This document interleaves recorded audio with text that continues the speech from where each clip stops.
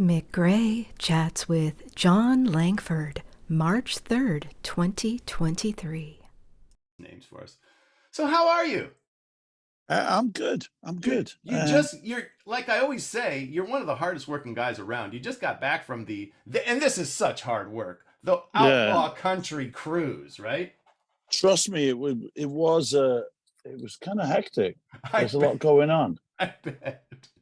Not much time for resting and like looking at the sea, which is what I wanted to do. Yeah, I really want to do it sometime. It just sounds like a gas, but I watched videos.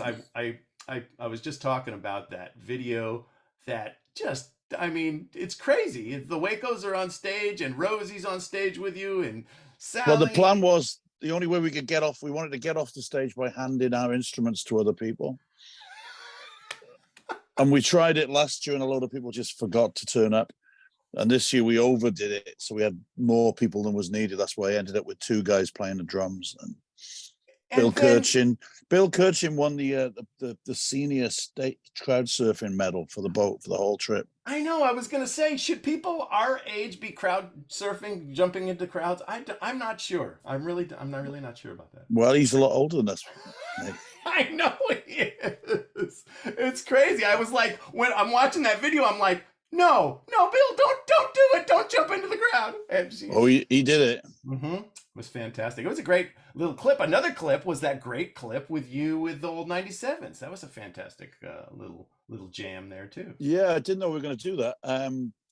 Rhett got up and sang Over the Cliff, which is the first thing I ever did for Bloodshot, and they covered it on their first album. Then I said, we're going to do it because we did it in San Francisco a few years ago in Golden Gate Park. And then the guitarist said he'd forgotten it. So no one knew how to play it. So I said, well, you'll have to come and sing it with me instead. So we learned it. We did it. And Rhett got up with us. But then come the night of their show, they worked it out. So it was great. It was lovely. It was great being on the boat with them. They were good people. Yeah, I have to continue with other stories about this because there's a lot of little things that I kept seeing pop up about this cruise. You guys hanging with Lucinda Williams. Yeah, we wanted to sing Wild and Blue. Yeah, John Anderson song. With her. Yeah, it was a tribute to John Anderson. There was a whole concert when John was there. John was on the boat. Did John perform? He did do a set. I think he did a set the first night, like an acoustic set, which of course I missed because I was. You can't be in 5 places at the same time. But he did get up at the end of that tribute set in the big theater on the boat, which is weird in itself. A big theater on a boat. It doesn't make any sense. But we had to come back out at the end for the finale, and it was "Swinging," which is one of my favorite of his songs. You know, like. Yeah. Me, little Charlotte, she's so pretty. She's the apple of my eye. The string and we be swinging. Oh, and then me and Robbie Folks were sort of stood next to each other with a microphone in front of us. We were going, swinging. It's great. Well, you guys have been fans of John Anderson for freaking ever. I mean, then and I tell you what was, not boasting or anything, but actually. Somebody introduced me to him. He was standing there, and he looks pretty good. He's must be getting up there a bit. But somebody said, "This is John from the Mekons, John and Sally from the Mekons," and he said, "I know the Mekons. You did my song." Wow, he knew it. Yeah, but it turned out we have some people in common. So, which I'd kind of forgotten about. But Brendan Croker used to play with us and also play with Mark Knopfler in the Not in Hillbillies. He toured with him a bit. He was sort of knocking around America a long time ago. Wow. So about 30 years ago. So Anderson retained this knowledge. Yeah, I got to play Wild and Blue later because I just played Sally's version of Seminole Wind, which is another John Anderson song. We did that. We did that on a boat as well. He's an amazing songwriter, man. His latest record. I was listening to the other day and almost weeping listening to it. It's fantastic. It's fantastic. Amazing voice. There's something about the timbre of his voice as well. It's sort of, we were trying to work it out. It's like somewhere between Lefty Frizzell and the band. It's just beautiful. It's really good. Yeah, it really is. He's something special, man. Something special to behold. Listen to your Jon Anderson, people. It's something great. Not the guy from Yes, the other Jon Anderson. Yeah, different. You can listen to the guy from Yes as well. They're both good. We got a lot of Yes fans here. Yeah. That's funny that my buddy who is in Blue Oyster Cult, Richie Castellano, is going out on tour with the Yes's Jon Anderson doing a Yes set. Which should be a lot of fun. I'm washing my hair that night. Come on, man, you're a prog fan. I know you are. Way back when you were listening to Man. Man's not prog, Man's Space Boogie. Yeah, Space. But what's that? It kind of crosses. It doesn't can't you say Hawkwind is almost prog and Space Boogie too? Hawkwind that's more sonic space rock. Yeah. It's some of that stuff. No, yes, I was invited to go and see him by a friend's older brother when they played Cardiff Capital in 1973. Whoa. And it was officially the most boring night of my life. I had no idea what was going on, and I stood by the back doors waiting for him to finish so we could get the train home. I love it. It's I really didn't like it. I didn't understand it. I was into Slade and Yeah, well, you were a big Bowie fan when you in the early days. Yeah, you know that, yeah. David Bowie. I would have taken David Bowie, but yes, I did. They didn't work for me. Somewhere else. Too many elves and wizards. Yeah. It was crazy, man. I was waiting for punk. I know, and you were ready for it when it hit. You're ready. Oh yeah, well overdue. Now. We've, me and you have spoke a few times, and we did a big deep cut podcast where we went pretty deep into your early days with the Mekons and Three Johns and all sorts of stuff that you didn't. Tonight I want to talk about new stuff. I really want to center on that, man. Have you got any of it? Yeah, I got all the Lucky Seven stuff. Now, the new Waco, I think I only have one song available here right now at the moment. You haven't actually released the new Waco. Well, I think I might be able to send you a Dropbox links to that. That's coming out that comes out in March. Cool. It's very very pleased with it. So from what I've heard, the one song that I do have here, what do I have? In the Dark, of course, yeah. And that's really cool. Yeah, it was nice to we hadn't made an album. We didn't realize we hadn't made an album for so long, but there was so much trouble with the Bloodshot label when they were kind of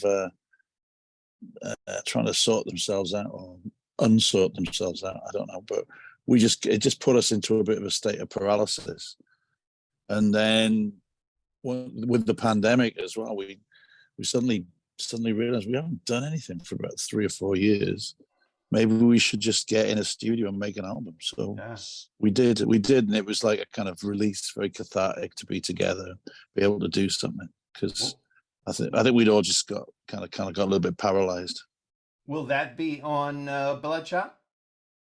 There is no Bloodshot. Oh, there is a Bloodshot. There is a Bloodshot, but it's a new company that's taken over the assets of the old Bloodshot. Wow, I did not know this. Wow. But we were not one of the assets of the old Bloodshot because we never had a contract. So we have our own thing. So you're just releasing it yourself. Well, during that period, we worked with some of the people who work with the Mekons and been doing some stuff for us in New York. And basically, it made more sense to make a clean break, Wow. Breath of fresh air. So we have a thing called Plenty Tough Records, believe it or not. That's the perfect name, isn't it? Yes. You could have went all the way. You could have went back and used this again, couldn't you? No, I could have, but not for the Waco Brothers. But actually, the people who do Sin, it is those virtual label in New York that we're working with. Yeah. So they have proper distribution. They're very businesslike. Wow. Yeah, it's really, really. It's been really easy and fun to make this record and get it out. So that's the way it should be, man. Hey, at my age, that's all I'm interested in. Easy fun, Mick. I want to ask you, Just so I don't drag things out too much or anything, how long do you think you want to hang around tonight? Because I mean, we go for 4 hours here. You can hang out as long as you'd like. Well, yeah. What time's that? So it's 1 o'clock my time. No, let's see how long the batteries last in my phone. Yeah, I mean, you are going all the time. You have a gig tomorrow night, don't you? Do I? I know you had one last night. You had one last night, right? I did have one last night. No, I think tomorrow night. I can't remember what I'm doing tomorrow night. And I was like, oh my God, I got Jon Langford on a Friday night. How can you not be doing a gig tonight? You know, that's crazy. No, this Sunday I've got a thing for a political benefit in the afternoon. At the Alarmist Brewery, which is like walking distance from my house. Mr. Bonnie Prince Bailey is involved in that, right? No, that's next weekend. Oh, that's next week. No, we're up in Minneapolis. We play at the Cedar Cultural Center in Minneapolis. Wow. Next Saturday night, the 11th of March. You got to trudge through some weather to do this. Yeah. I've got some things on Monday. I'm in New York, and on Tuesday I'm in New York. Holy crap. Very peculiar, tiny things. So, but I mean, traveling right now just sounds tough. But man, you're hopefully I'll get to the places I'm going. I've been pretty lucky so far. But. There's a lot of devil and God stuff going around in your music lately. I've noticed that on the Lucky 7 series too. Really? There is the devil. Yeah, the Devil's Jesus Replacement. Yeah, and devil. Yeah, Jesus. There's a whole Jesus single. There is. I love that. Tell us about the Lucky 7 series, because I'm just blown away with what you were able to do there. There's a label in Valencia in Spain, and they were kind enough when the pandemic started. We'd already had some discussions about doing something. They said, "What if we send you money? You could just go into studios and do things." And I'm like, "It's really hard to make an album. I'm not really very interested. I've got lots of little projects I'm interested in doing, people I want to work with, but I don't want to make an album of everything. I want to do like a single or just one song. And I'd like to collaborate with people in freer and weirder ways rather than making it a sort of whole big project." So a touch of brown liquor in John's on it. That's nice. Oh, yes. Yes. But so yeah, it just started out. We modeled it a little bit on Robert Wyatt, did a similar thing for Rough Trade in the late 70s. And the resulting album was really cool because it was, one of the tracks was just a mate of his reading a poem. There was lots of different kinds of collaborations. And then, he could take it in a certain direction for as long as it was interesting. And I really feel like sometimes me doing a whole album can take a very long time. So, and it's good to do an album with the Waco Brothers because there's, two main songwriters and then other people singing, other people contributing. And you guys really, the Waco Brothers, you guys just mesh. I mean, it's like your brothers. You guys mesh like that. We can work very fast. I like that. There's a sort of like a lot of ground that we don't have to go over every time. We don't have to invent the wheel. Yeah. We can just start up. But these singles, it was just, we would just go into the studio. This company was paying for it, and I'd have a few kind of rough ideas. And John Szymanski, who I work with the Four Lost Souls, has been really good because he decided he'd be in a pod with me. So basically, we started working on a lot of it, just me and him. And it's I don't know what it is about you, but you attract really great, talented people. Well, they just look talented when they're attracted to me. or I mean, I don't know. I mean, it's like you're a magnet. You go, everybody's like chomp, and people get with you, and things happen. They fall into my sausage grind. I think you're magic. I'm a vampire. So the Lucky 7 series is this all it's going to be? It's just going to be these 45s that you've released. Yeah, it'll never be released as a. No, I think at the end of it, the idea was we will put together some form of album at the end of it.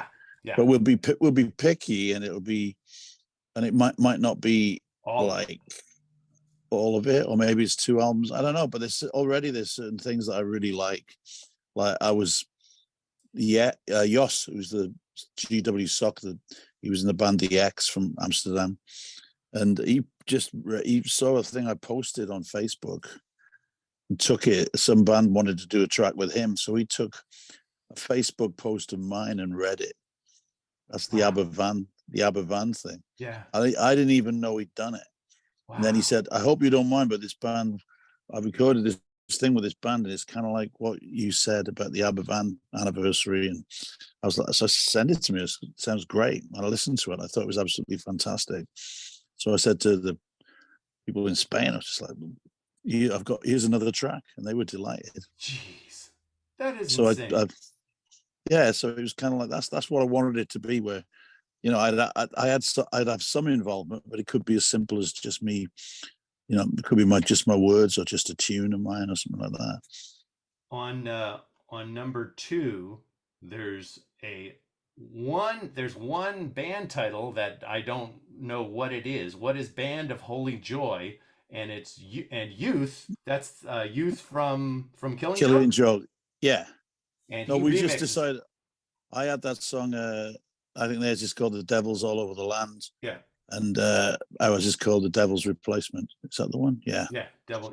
No, that's a double single with another band. Yeah. So I just contradicted myself. I actually had no involvement in that, except I did the cover. I did the cover for it. Wow. I did the cover. No involvement, but it's your song that they're using, right? No, it was not my song. Oh wow! But they just we just had two songs about the devil, so we thought we'd stick them together. And then after that, you got Jesus Was a Union Man, and then Save Me, Jesus. After that, yeah. It's just sort of, it's kind of like sort of tracing. I was thinking about, you know, English sort of socialism and how it's not necessarily all coming from Marx. It also comes from the New Testament quite a lot. And if you treat Jesus as a sort of historical figure, he's pretty cool. You know, if you don't believe in all this transubstantiation nonsense, and it's somebody once said, you know, of course Jesus was a socialist, and all these kind of Jesus freaks in this country who go as far as they can to the right in the name of Jesus. No socialism, but he would be a socialist. It makes it. Yeah, he was a socialist revolutionary. That's exactly what he was, and he was a. You know, I just like those songs. One's a Bobby Charles song that he recorded with the band, and the other song's a song by Jesus Was a Union Man. It was written by my friends Tommy Lynn Lunsford and Warren Denny down in Nashville, and I'd heard them do it, and I just liked the rhythm of the song, and I suddenly thought, God, I wish the Clash had done this. Well, it sounds like a Clash song. Yeah, it sounds a bit like Bank Robber. Bank Robber, right? Just a little bit, yeah. Their version did, and I thought let's just push it the whole way, man. Let's see if we can make it sound like. So I had Spencer Tweedy played drums on it. And, too cool. Yeah, it's really great. Jeff Tweedy from Wilco's young son. Oldest. How old is he? He's like in his teens now, or? Spencer. No, he's like 26. Oh, okay. 27. Jeez. Yeah, I remember seeing. Time flies, Mick. I remember seeing Tweedy come around, and he was playing drum for Tweedy, and he was just a kid when he was playing drums. Yeah, he was. I think I first saw him playing drums. He was about 11. Crazy. He's a really lovely guy. That's fantastic. And I've known him, you know, most of his life. So that is. I just heard that Jeff is doing an album with Rodney Crowell. I did not know that. Yeah, interesting. And Spencer's playing some drums on it too. Oh, good for him. One of my favorite songs off of Lucky 7 is a cut off of part 3 called Not Enough Love to Go Around. Let me unmute yourself there, Mr. Langford. Oh. Yeah. Hello. Yeah, we got you. Not enough love to go around. Can you tell us anything about that song? Again, Spencer's Tweedy playing drums on it, and wow. That was Bethany Thomas from the Fall of Souls as well. Lives in town, so we dragged her into the studio a few times as well. You know, I just saw her in a movie. Bethany? I was watching a movie. It's a comedy about like the last day on Earth or something. and two girls are like walking through the streets. I can't remember the name of the movie. And then all of a sudden they walk up upon somebody, and I'm going, I think that's Bethany. And yeah, Oh, is it Tawny? Tawny's. Oh, it's Tawny. It was Tawny. I'm sorry. Oh, yeah, mixing them up. She's on the big screen quite a lot now. Yeah, she's a real actress. She's part of the Star Trek universe. I think she's currently on a Star Trek cruise. Wow. So she's been on Star Trek. Oh yeah. Damn, that's big time once you get into that group, man. I think once you get in, you can't get out. You can. It's like a cult. But fortunately, she absolutely loves it.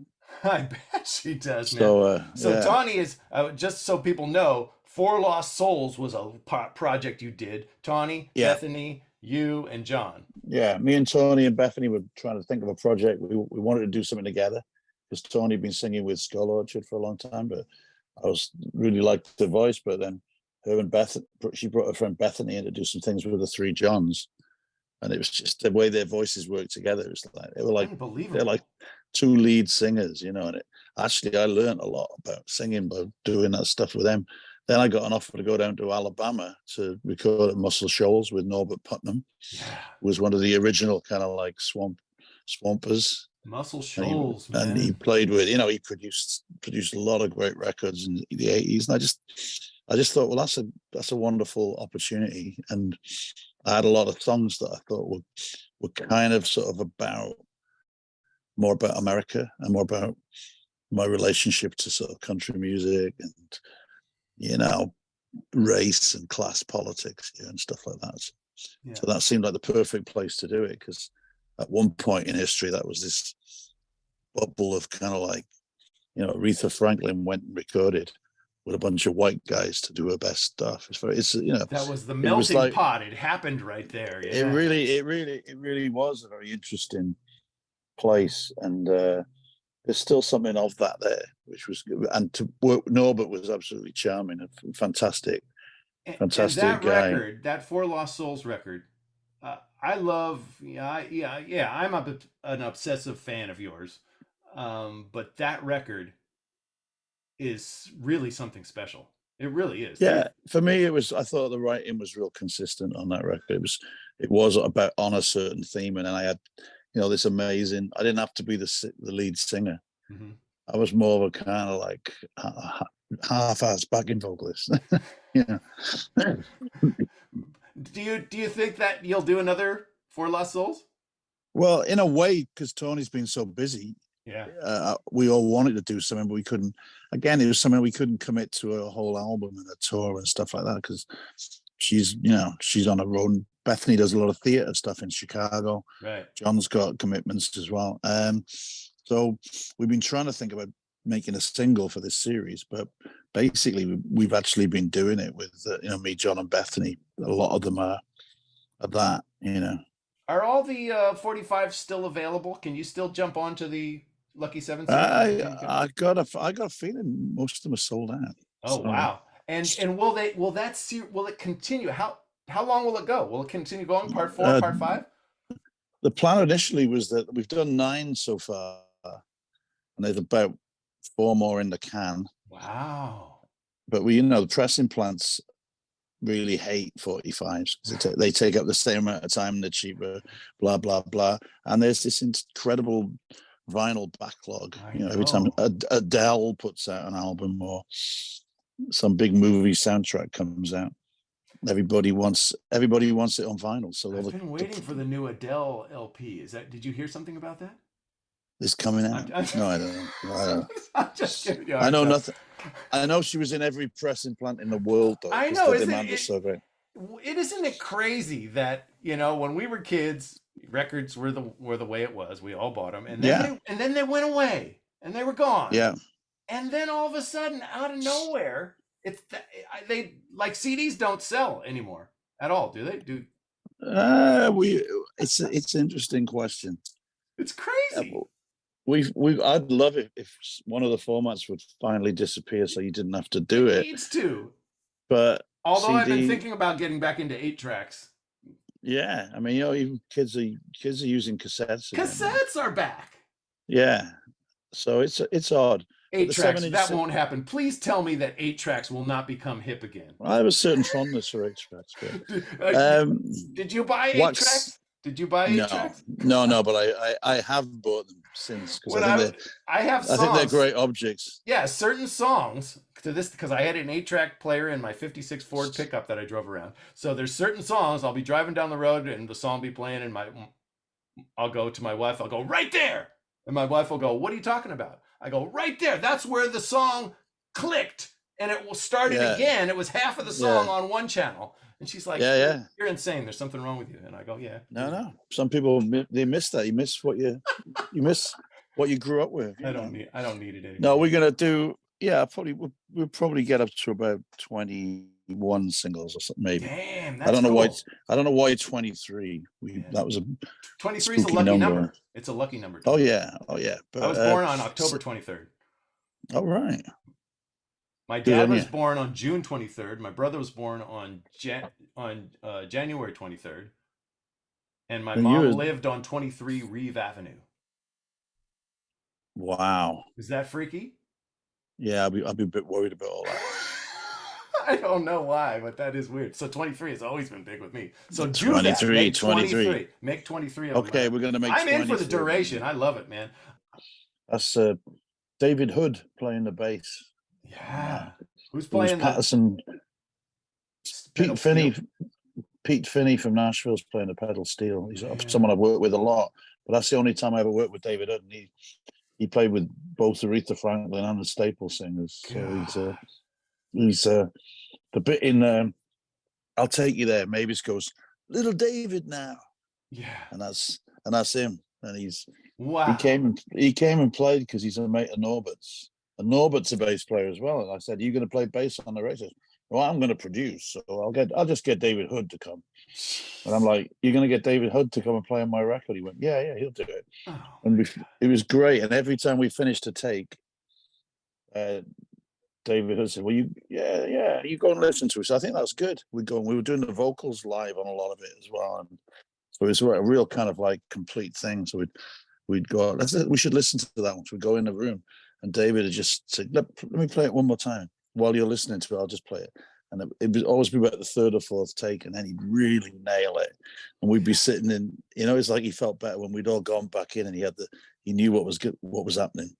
But he was lovely. And when all his parts were finished, I thought that'd be the last we'd see him. But he just came to the studio every day and hung out with us. Wow. Just a really amazing guy. Such a great musician. There's so much history as well. What a they were telling us great stories. I loved also around that time that Muscle Shoals movie came out. Yeah, great movie. And it had Norbert and David Hood talking about who was that Irish guy who was talking in it? What was that about? And it was the guy. I was going, well, the bit about when he's going, the music comes up from under the waters and the soul of the dead Native American. All this bullshit. I said, "Yeah, why was he even in the movie?" I was like, "I don't know why he was in the movie." But they were really confused. The spooky story, though, the whole Indian story adds, why not throw the fucking mystique in, man? That's great shit, man. I loved it, man. Well, Bono, why's he got to be in every movie? If you name me a one documentary that's come out recently that hasn't got Bono. That's what you meant. I was calling Bono. Bono. or sometimes I call him Bongo. Bongo is a good name too. But you either have Bongo or Henry Rollins in every movie. It's kind of crazy. And it could be on almost any subject whatsoever, but they will appear at some point. That's insane. But have they got the time? How have they got the time to do it? It's amazing. Well, Henry Rollins can talk endlessly for days on end, so he's the perfect guy to do that. At least he has something to say. Yeah, exactly. But I'd rather listen to Henry, I think, than Bongo, I think. Yeah, but David Hood, so the Beatles covered one of the early songs. Yeah. And it's like a song that he had a writing, I think, with Arthur Alexander. He had was some that kind Anna? of Anna, right? Yeah. Anna, yeah. And then this Czech arrives. I think he was 19, living with his parents, and a check arrived, and he went down to the mailbox and he opened the check by the mailbox and looked back at his parents' house and realized the amount of money on the check that he just received would have bought his parents' house. Holy you know? shit. It was on one check, and then he suddenly realized, oh, this is interesting. God. This music maybe something I might pursue. But then Norbert was, they got the Muscle Shoals rhythm section to open for the Beatles on their first live gig after they did the Ed Sullivan show. They played in DC. There's great footage of them on that. Like, they turn the drum kit around because they're playing in the round. Yeah. They keep having to turn the drum kit around and then do the next song, pointing in all different directions. But in the anthology documentary, there's a bit of color footage. And it was Norbert. He went and he was in the opening band, which was the Muscle Shoals guys playing with the Righteous Brothers and all these other different sort of vocal acts. And he took a Super 8 camera. Whoa. And he just sort of, he was right down the front while they were playing. So it's the only bit of color footage of their first proper American gig. My God. Norbert took it. Unbelievable.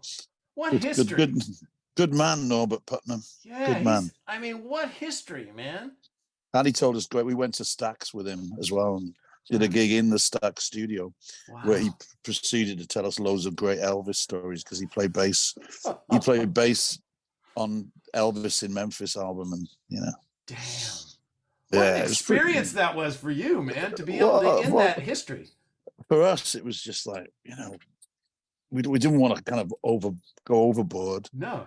Asking, but he was quite happy to be sharing these really funny stories. I mean, he had an amazing life. Norbert once was with Buffy's Sainte Marie when they were an item. He was with her? He actually... Yeah, they were together. God. And they went, and he's meant to have scored this. She had some show with an orchestra in Germany, and they had a week to get there, and he hadn't written the score for this thing. He had to write the score, so they decided to go on a cruise. They went on the Queen Mary, or the QE2 or something.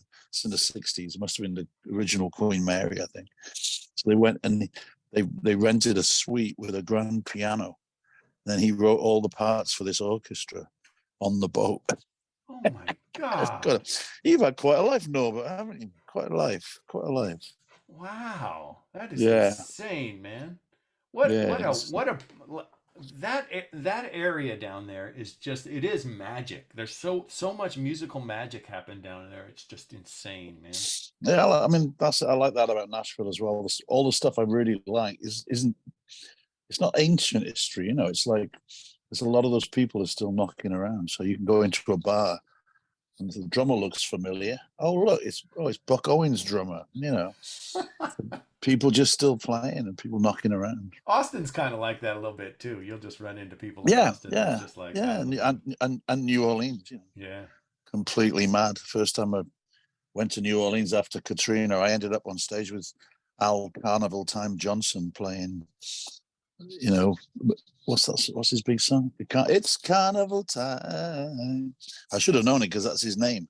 A classic New Orleans groove there. Yeah. It's great music. It's brilliant. It's great. It's a kind of leveler because I don't really consider myself a talented musician in any way, but I get to play with a lot of people who are actually very, very musical, and it kind of raises your game, and you have to. Oh yeah, you have to. It makes you cheat better. You've cheated well, my friends, through the years. One of my favorite jokes is there's two musicians in a rowing boat, and the boat starts to sink, and the one says, "What are we going to do? I can't swim." And the other one goes, "Well, we're musicians. Just fake it." I love it. I wanted to ask you about Johnny Cash. There's been you've actually in what was it, 84, you made Till Things Are Brighter, a tribute to Johnny. And then in 87, I think that was. Yeah, 87. And then later in the 90s, you make Jon Langford and the Valley Cosmonauts explore the dark and lonely world of Johnny Cash. That was a sort of personal challenge to myself, that one. Yeah. To try and learn and play those songs. Because at that time the Mekons were had been coming over to the States a lot. Yeah. We had a couple of country bars we used to like to go to where they always invited us up on stage. There it is. We didn't know it. We didn't know any country songs. Wow. So, and that's for the roots of the Waco Brothers as well. I actually forced myself to learn a kind of, Johnny Cash seemed like in some strange way kind of doable. I could learn some of his songs and actually perform them. Yeah. And get away with it. That was the idea. So I did that. Then some guy in Germany heard me doing it a bit, and he give me some money to make a whole album, which I was kind of confused by. But I thought, this is a real challenge to sort of see if there's any way to make this. And that was Till Things Are Brighter when that happened? No, Till Things Are Bright was the first one, which was, again, I backed out of it that time because Mark Riley from The Fall thought me and him should do an album where we sang all these Johnny Cash songs. Yeah. And I was like, no, we can't do that. We're going to have to get guest vocals in. And people are going to think it's so indulgent. You're going to think we're wankers. So we'll make it a benefit album. We wanted to do something for, that's particularly right. At that time, there was, to do something for AIDS was like pretty political, and it was pretty edgy. Yeah. You don't think of that time, but at that time the governments weren't putting money into it.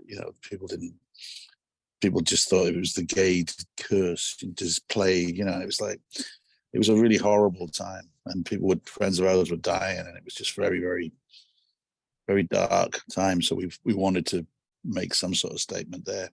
But the great thing about Johnny Cash was he totally understood that. When we talked to him about it, he was really into the idea, and he liked it. He liked that idea. So you got you got to meet him and talk to him. I met him first in Manchester when we first started working on the record, and we talked to him about it, and he was cool. Then we went, and when the record came out, we went to Nashville, and he was playing at the Grand Ole Opry, and then he came back over and played the Albert Hall, and we got invited to that, which was nice because management were quite into the whole thing. So we went, and he had the record, and he held the record up on the BBC and talked about how much he liked the album. There's a little interview with him somewhere. You can get it, I think, on YouTube, which talks about these young people. They'll really listen to my songs and they'll understand what my music's about.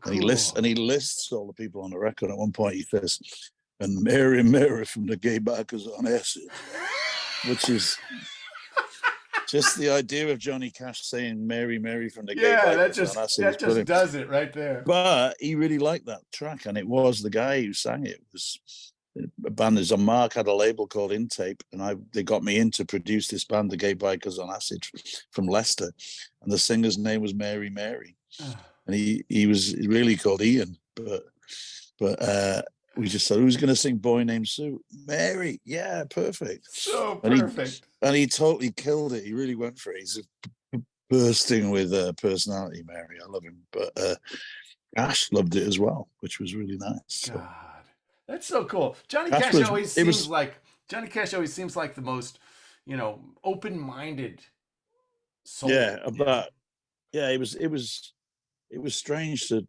talk to him because he wasn't what you expected.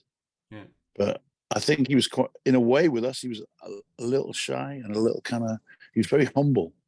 Yeah. And I think he'd taken a bit of a battering that year because he'd been dropped by the record label and couldn't get on the radio anymore and shit. There were those years.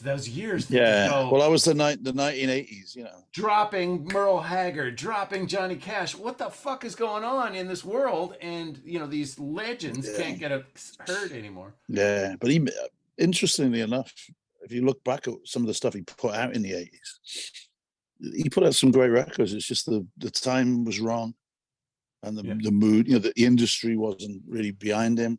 The whole sort of mood of the time was just wrong for him. But he put out some great records, and some of my favorite tracks he cut, Johnny Cash in the 80s. Absolutely brilliant stuff. But it must have been demoralizing for him, Oh, can you? And the fact that he had that big comeback with Rick Rubin is, I think, that was a wonderful thing for Rick Rubin to do, to really understand how to market him again and get him back to where he should be, because he's a major artist. Yeah, what he did with Rubin is amazing. And I mean, just recently I listened to an interview with Rick Rubin, and I think the guy is a fucking guru. Oh, he's put this book out. My son bought it. Oh my God. Yeah, the book's interesting. I want to listen to because he reads the book. I want to hear him. I want to listen to him read the book. It just he knows what's going on in the world. I mean, he's connected. Well, there's a passage that my son picked out. It's like, he said, it's like one page you read every day and then you think about it. There's one passage about creativity, and it was like, I think my son's like he's describing the Mekons here. Yeah. And it was about obstacles and how you embrace the obstacles, the difficulties. That's the way you make good art. If it's like smooth sailing and you got the biggest studio with an unlimited budget, that's when you make a shit album. Yeah.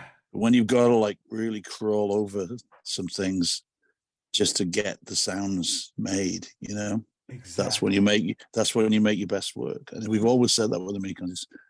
When there's a problem we have to encounter, we make better work, you know. Unbelievable. So a very, very unusual song. Which one? I Walk the Line? Yeah, it's amazing. It is. It's how does it have? I'm I don't know my music shit, but does it? It changes keys like a few times, right? It changes key every verse. Every verse.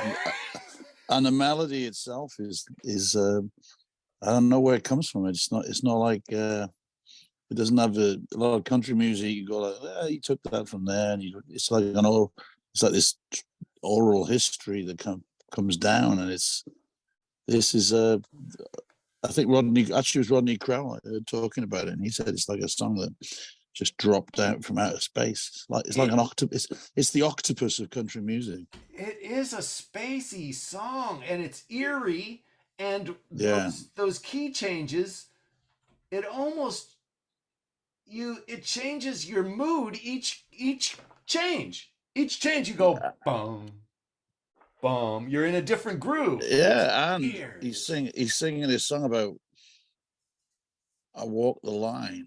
It's like he's trying to convince himself of something, because his life at the time he wasn't walking the line at all. No, it's kind of funny. It's like it's almost he was trying to convince himself that it was possible, and his whole life was going completely off the rails when that came out.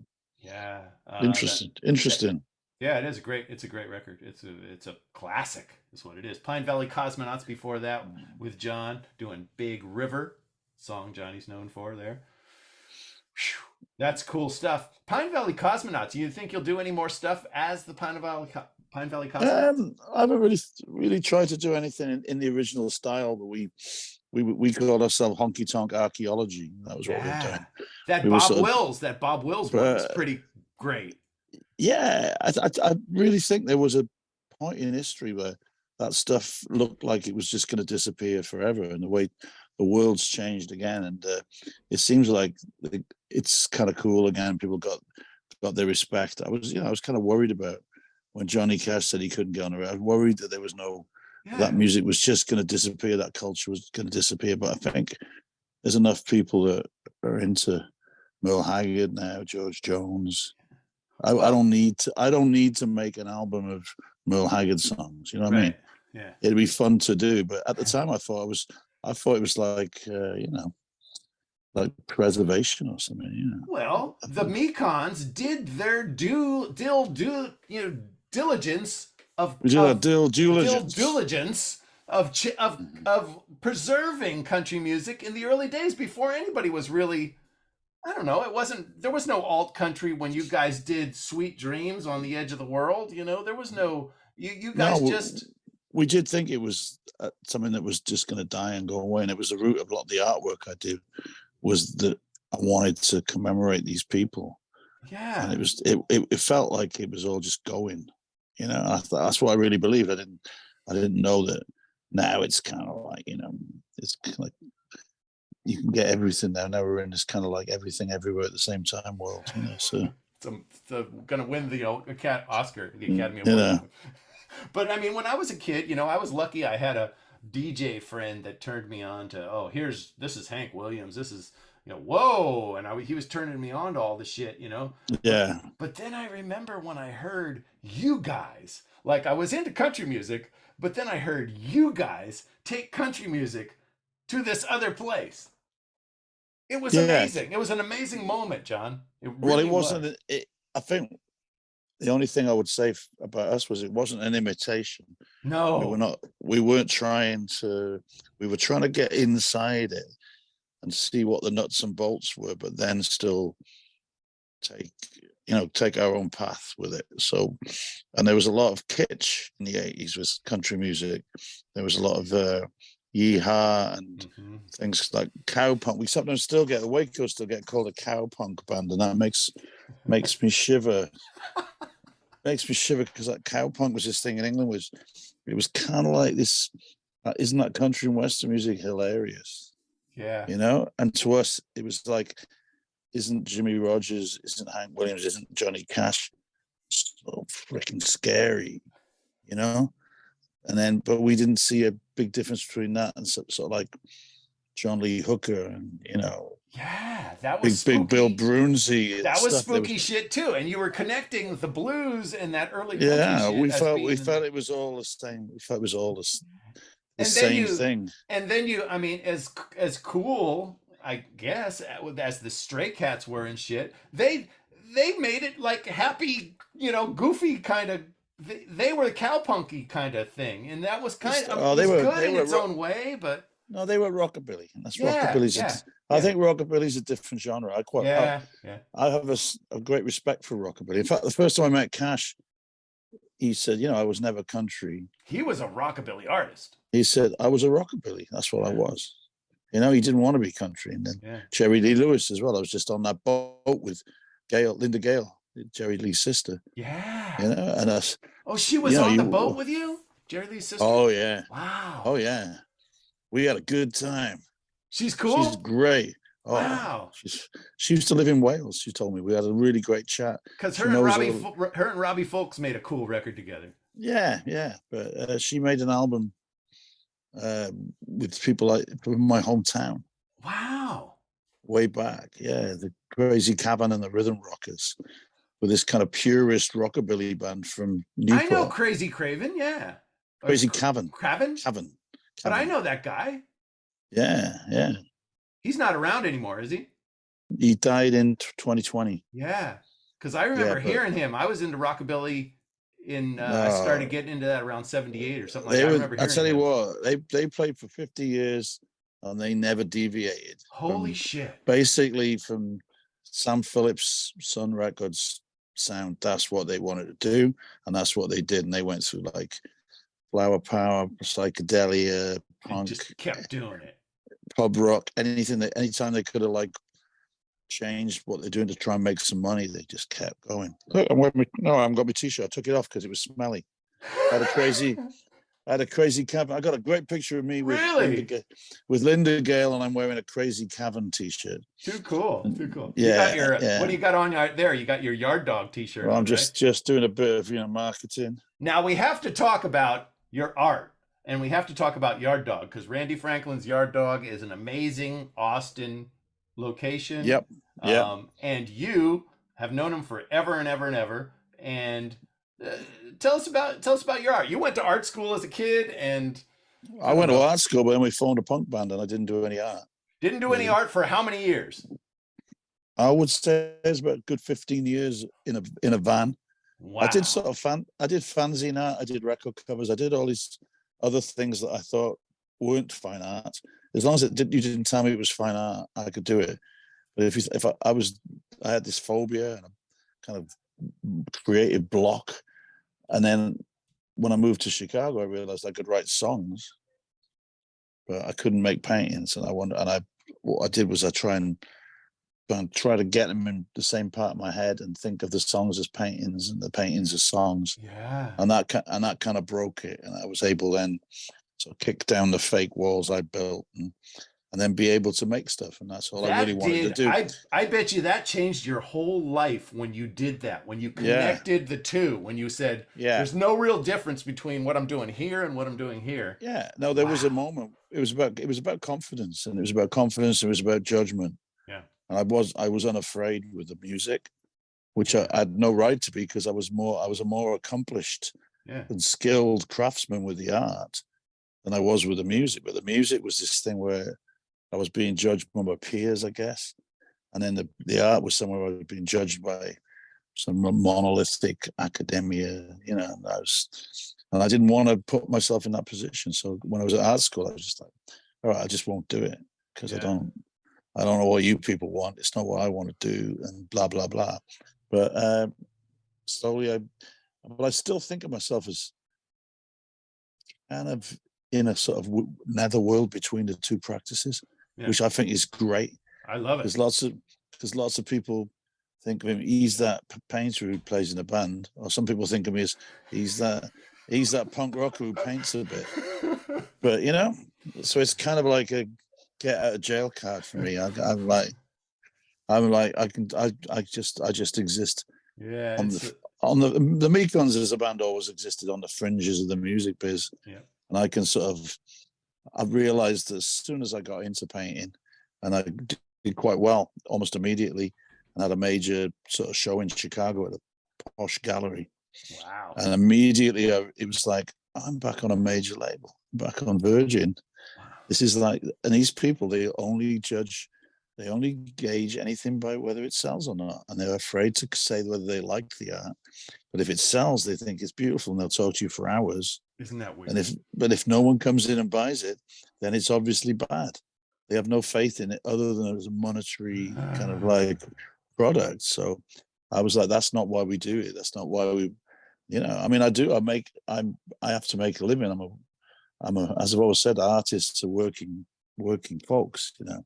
I think wages for artists is a great idea. They contribute to society. And I hate the idea that we think we're like starving in our garrets waiting for inspiration. I will get out and I will work and I will make things to feed my family. But it was, you know, it's just a very hard.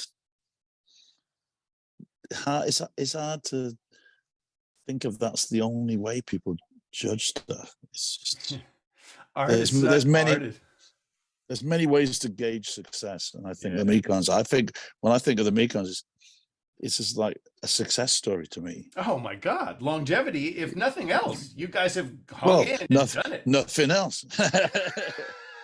But you know, to some people, if you showed it, you know, you showed the figures to someone, they would go like, "This is a complete disaster. Why did these people do this for 40 years?" No, it's obviously a complete disaster. But it just depends what you're feeding into your computer, I guess. What data you consider. Yeah. Well, and certain things cannot be measured, Mick. Exactly. Art is so true. One person looks at a piece of art and thinks it's a hunk of shit, and the other person looks at a piece of art and thinks it's gold. And what can we do? We can't change how people feel about it, but no, I think that's perfectly all right. But I just for me, it's just like as long as we got the space to do what the fuck we want, then that's all right. Then we can decide. We'll be the judges of whether it's successful or not. And if other people want to come on board and appreciate it, and again, it's the conversation, it's the community of it as well. It's like I like putting songs. I think songs are really great because you put them out there in the public space, and you know, even now doing, as you know, with the pandemic, started playing more acoustic shows, and it's been quite fascinating because a lot of people seem to have a different respect for music now. It's slightly different to where it was before the pandemic. A lot of people just really want to listen, and a lot of times playing acoustically, people can hear the words. Mm-hmm. And that's kind of cool. You know, people come up and says, "I never knew that's what you were saying in your song. I really like it when I can hear the words." It's like, well, there are a lot of supposed to hear the words. Yeah, there are a lot of really interesting words in Mekon songs that have been pulled out of great literature and stuff. That's something that I always loved about you guys. Is I love these, you know, the books you've made, lyric books that have just amazing art inside of them, and then you'll get to read the lyrics with them, and you've done it a few times, and they're just great pieces of art in themselves, these nice books that you've put out. Thank you. I like books. Oh, I love books. I have too many books, but I know. I got my house is freaking full of the books. But... me too. Now there is kind of a quintessential Jon Langford style. There is a look that you have in your art. Do you remember the moment, the time when you found that kind of look? There was a moment where I had an art show in a bar where the lights were very dim. And it's a bar called Delilah's on Lincoln Avenue. Oh, what a perfect name, huh? What a perfect name. Yeah, Delilah's. There's a connection too to your old days, right? Yeah, and the owner's a really good friend of mine, and it ticks over. We play in there. I've DJ'd in there a lot. But one night he was just, I want to do an art show, so I went in there. He looks, it's really dark in here, and I went away and thought, what should I do? I've got to do bigger pieces. My work was quite small, and I just wanted to make it really graphic and really simple. The colors, I just thought to do the job, it needs to be like this, and I really enjoyed the way they looked in the bar. They had a kind of ghostly quality. It was that blue color with, I think they were all, and more kind of like more bleached out than the way I was working before, and not as dark as the way I was working before. And I don't know that, and I sort of felt I'd hit on something there that has stayed with me. And yeah, and it's a unique, wonderful look that you've captured. At Hardly Strictly Bluegrass Festival, the backdrops. To see your stuff that big, how does that make you feel? It's like 25 feet tall. Yeah, no, it's gone now. Oh yeah. Oh, they've taken them down. They don't use them anymore. They don't use that one anymore. No, apparently it's in a warehouse somewhere. But damn, that should be the regular, always Hardly Strictly background. I know. I thought it was quite a good one, but they've replaced it. They got some sort of like San Francisco kind of cool art. But bastards. It looked nice. Oh, it looked good, but it did. It was very. I just didn't want. I was just hoping they hadn't cut it up and made it into handbags. Yeah, handbags. Jon Langford art handbags. I don't know. That could be kind of cool too, as long as they give you a cut. That's it. Yeah. Oh my God. Do re mi. Okay. Now we're on the art here. You know me. I've been a comic book artist for 30 years. Well, I was going to say you're a very good artist, and thank you. I was thinking the other day. Thank you very much for all the things you've sent me. Well, dude, because, I love you, and that's why you're here tonight, because I love you. And it's. I know, but your work is very much appreciated. Thank you, man. And you did stuff with Alan Moore, didn't you? That was the big one, the Promethea book. Yeah, Alan Moore. Yeah, that was big. And now the next one. I don't know if I told you about the next one, but the next one coming out is Pete Townshend's Lifehouse. Oh no, you told me about this. This is fantastic. And you started working. We just finished. I just finished my inks on it. Max Prentice pencils. It's going to colors right now. What happens to that? Does it come with 12? Does it come with the music? Okay, we're gonna get into a commercial now. 150-page hardbound 12x12 book, full color. The story of Lifehouse in its whole graphic novel wonder, and it'll be in the Who's Next 50th anniversary box set, which nobody will be able to, afford. It'll be what, $300 or whatever to get that thing. But cool. That company in Austin, Texas, Mondo will put the book out by itself, I think, also with maybe some demos, like a piece of vinyl demos in the back of it or something like that, but. The big one, that's going to be. That's great, man. That's great. How long is it taking you to do that? Oh, John, I don't even want to go into it. It's 4 years ago we started. You've been penciling for 4 years. No, I've been my penciler. You're inking. There's been two different pencilers. Yeah, two different pencilers that we went through, and I've tried to keep it consistent. Not pencil. Yeah, and. How do you do that? And if it's like you got two different styles. When they lost the first penciler, I was like, you'll never find another guy that looks like this. But they were lucky. We were blessed, and we found another guy.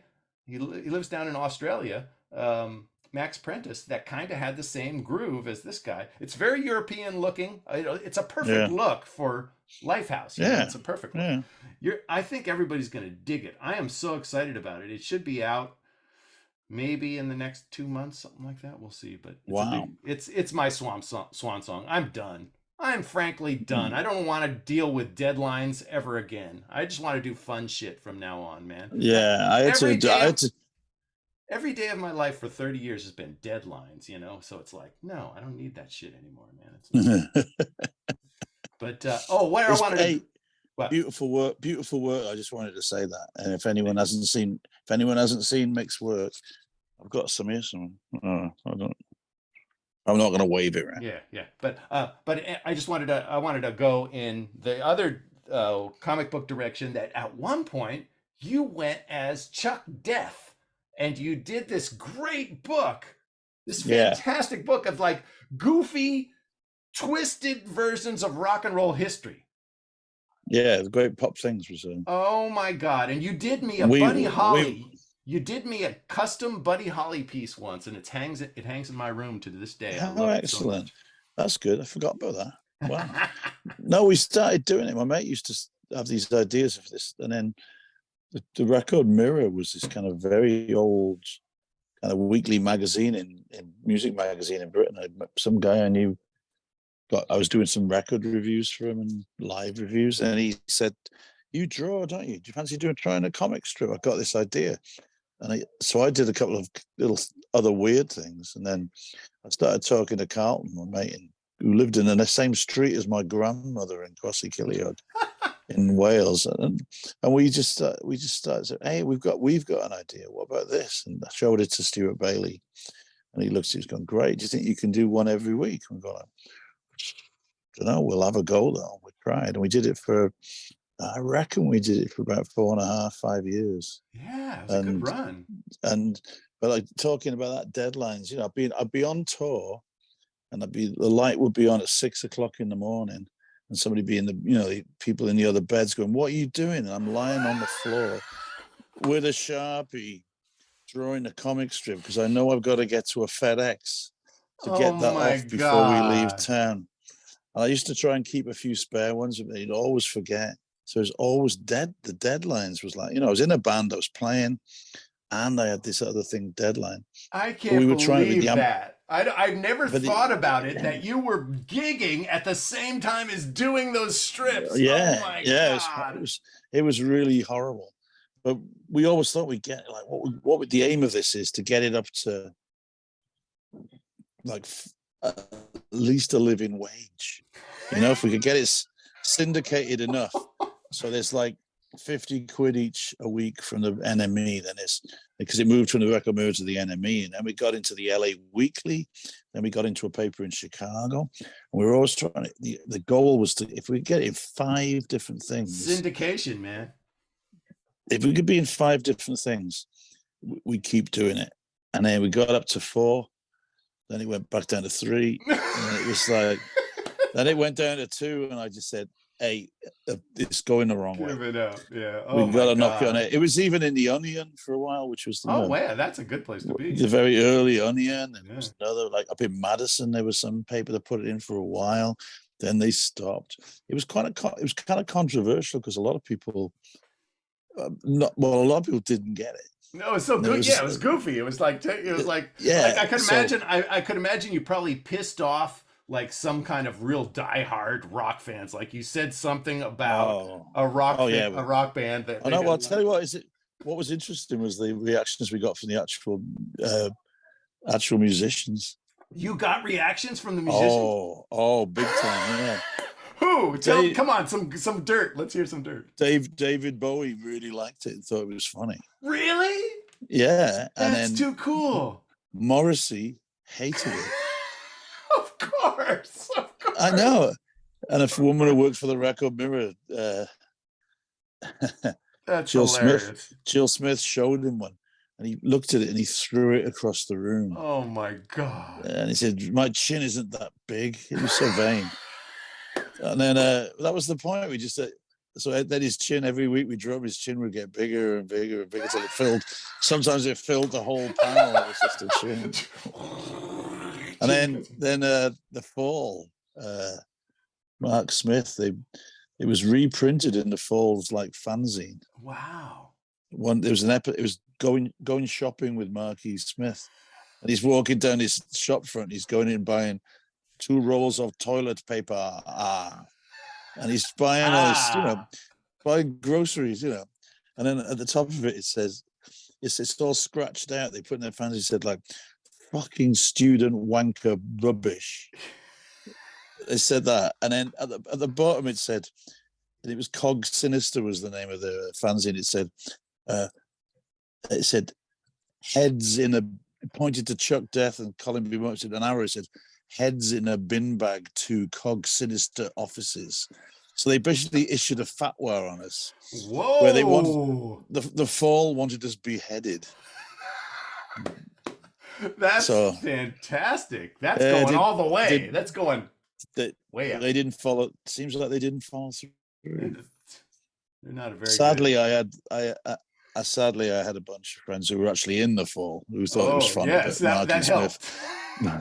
Marky Smith did not have a sense of humor. My God! Hey, and does that say something about Bowie, man? Does that say something about Bowie? He was the coolest fucking dude on the planet. I got an email from him once. Are you kidding me? I got an email from David Bowie. Well, actually, because somebody, one of the record companies, we were doing this weird project, and Strummer was on board for it. I talked to Joe Strummer. So we're going to do a Mekons tribute album.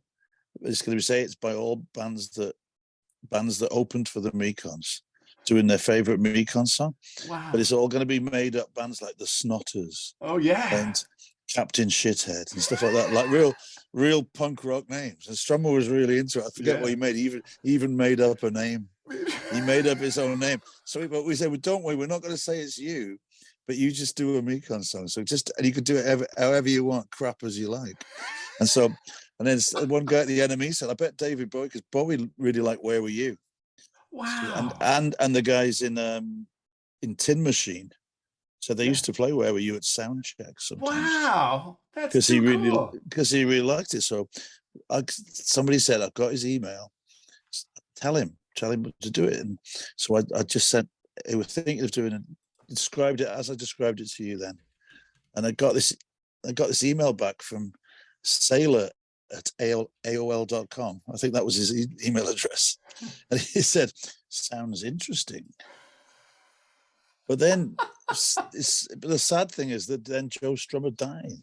Oh man! So we just couldn't go on. Pursue it. We just didn't pursue it. It was just like, but it was kind of funny to get an email from David Bowie. And so would that have been something special to have a version of Where Were You by David Bowie? Yeah, I could hear him doing that. Yeah, we did the thing on the BBC when he played his top 20 songs. DJ spot. Yeah, and he plays the Mekons on that, and he talks about it. It's really sweet. It's really sweet, actually. And because we all loved him. Yeah, I know. You were like a huge David Bowie fan. Yeah.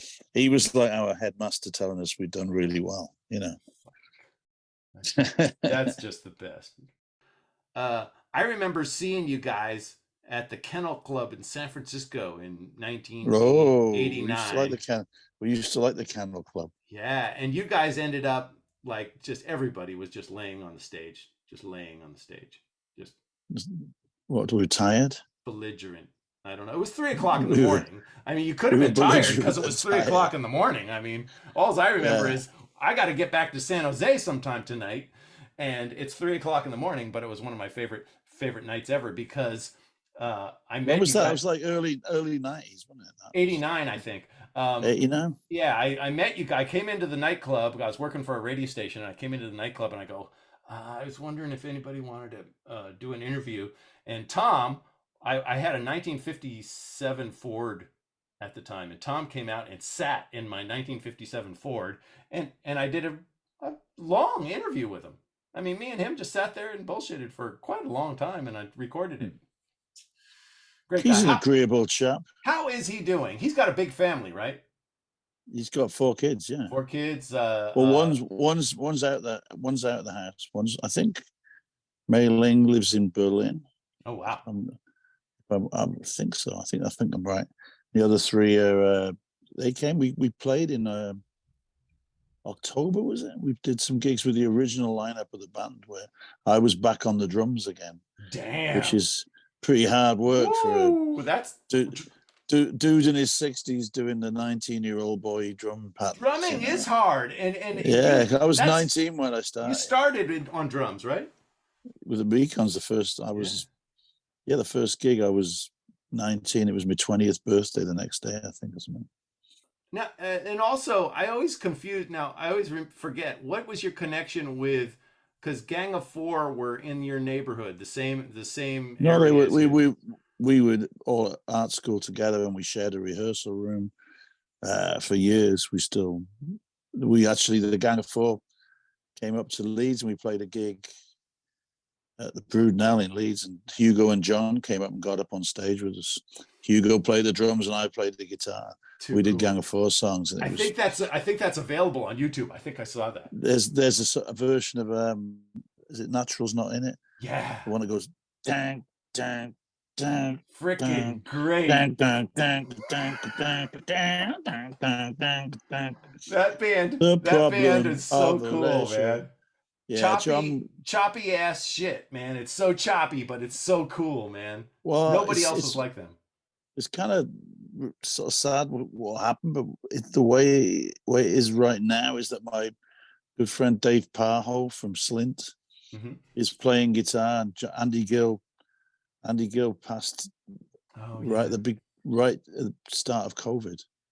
So yeah, right at the start, and I think his wife thinks he probably, it was a COVID related thing because he had some other health issues.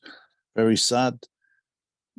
But they weren't all. They were all on really bad terms with each other, which was kind of horrible. And in a way, his death. Now there is a Gang of 4. He had a Gang of 4, but it was just him, with some other guys. And it was now that Hugo, Sarah Lee was the second bass player after Dave Allen, and John have this really good version of the Gang of 4. Wow. And they're playing festivals and all stuff this summer. Watch out for them. They're going to be in England this summer. I think they're coming to the States. That's cool. There's stuff of that on YouTube as well. And they did a tour, and it was, I thought it's really hard if a major member of a band dies, it's very tricky to know how to continue, but they'd already worked on that box set, and they decided they were going to do it. They, obviously waited a couple of years at least, but what they actually did, I thought was fantastic. I didn't get to see them, but I watched some stuff. I watched the whole show from Atlanta, and the way Dave Parho fitted in, and kind of like skirted around the issue of, is this an Andy Gill impersonation or is this me? Yeah. That's not easy in that case. That's a sound. That's a style. Yeah, so it was like he made it. He was him playing a tribute to Andy's guitar, and Andy was a massive influence on Dave. Damn. So it was him play. He made it into like his tribute to Andy. It was you could tell it was really heartfelt. God. But I could also tell, John and Hugo had not been in the Gang of 4 for a long time, which was a very weird situation that they weren't. They were in it. They wanted to be doing it, but they couldn't because of the politics of it all. Yeah. So suddenly they're on stage together again. And, I was at college with those guys, and John King's like, I don't know, he's just a really great friend of mine. I really love the guy. That's going back, man. You were there with them. Yeah. You guys all started together, man. Yeah. But it was a weird, horrible time, a lot of it, because it was punk rock and it was very violent, sort of a lot of street violence and bad right-wing fascist sort of street politics as well. So Leeds I look back on Leeds as kind of, I don't know, it always amazes me now when we go out and do gigs that it's so pleasant. We can actually go out and have a nice time. We used to go and do these gigs, and it was like being in a war or something. And you think about those days. You never knew when it was. They people who weren't at the gig attacking you because you look like punk rockers, and then people at the gig attacking you because you liked the wrong band or your politics were wrong. It was very, very harsh times. Crazy, man. It was gang-like. Yeah. Very gang-like. It was. I mean, then we were all into punk rock, so our parents all hated us as well. So everybody's like on you, and like you say, now you go back and you'll play a gig there, and all of a sudden you'll have flashbacks to like, holy shit, things weren't like happy back then. I mean, you never knew what was going to happen next then. No, I mean, people sort of wax nostalgic about it, and actually, it was hard. We both bands, Gang of Four and Mekons, got to a point where we just didn't really want to play anymore because we opened for the Gang of Four one night in Leicester, I think, and some kid got stabbed in the crowd. Oh my God. And it was just too much. It was like, I'm not interested in this. It was like Altamont, it got really old and nasty and the wrong people were coming. Yeah. What would be a kind of groovy little thing when we first started, because it was just ours. And it was a little clique of people probably, but suddenly when the things got more mainstream and different people were coming to the gigs, then it became like, whoa, And that's what we started it with. There was Where Were You, which was your second single? Yeah. Second single, yeah. And that was, damn. That was crazy ass. That was really a cool freaking, I mean, the energy on that single. Unbelievable. For a bunch of guys that don't even know what the hell is going on, and you just put that out. The hell is going on? Oh, wait. Oh, there you are. Unmute yourself. You just had a major malfunction there. Come on back. Oh, there you go. You're back. But yeah, that song. Hello. Something about that song is fantastic. And then you think about, oh wait, are you freezing? Oh no, you're there. You're there. You okay? I'll do the robot for you if you want. I do that all the time to people on KMiC. I'll be like, I'll like try to freak them out, like try to make them think that I'm. Talk to me, Mick. You are just as bad as I am. You are just as bad as I am, man. Yeah, no, we're good. We're good. It's all good. But yeah, that song.